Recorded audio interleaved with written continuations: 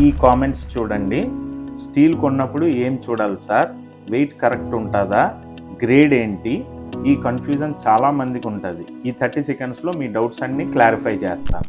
ముఖ్యంగా స్టీల్ కొన్నప్పుడు మీరు చూడవలసింది brand, grade, wait, length.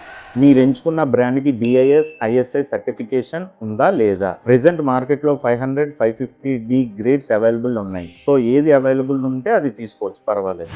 BIS standard weights ఉండాలి. మీరు ఎంచుకున్న ప్రతి రాడ్ BIS స్టాండర్డ్స్ ప్రకారం వెయిట్స్ చూపించాలి. Next 12 metre length. 12 metre length కన్నా తక్కువ ఉన్నట్టయితే అక్కడ మీరు మోసపోతున్నారు అని అర్థం. ముఖ్యంగా అందరూ చేసిన పెద్ద పొరపాటు మిడిల్ మ్యాన్తో వెళ్ళి స్టీల్ కొనడం.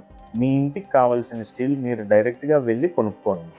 అందుకే చెప్తున్నా, మీరు నా దగ్గర కొనకపోయినా పర్వాలేదు, కానీ మీ ఇంటి కళ కోసం మీరు ఇంకెక్కడా మోసపోకూడదు.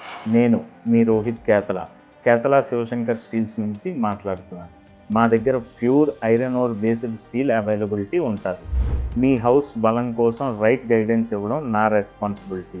మీకు ఇంకేమైనా డౌట్స్ ఉంటే కామెంట్స్లో అడగండి. స్టీల్ కోసం ఇంకా ట్రూత్స్ మాట్లాడుకుందాం.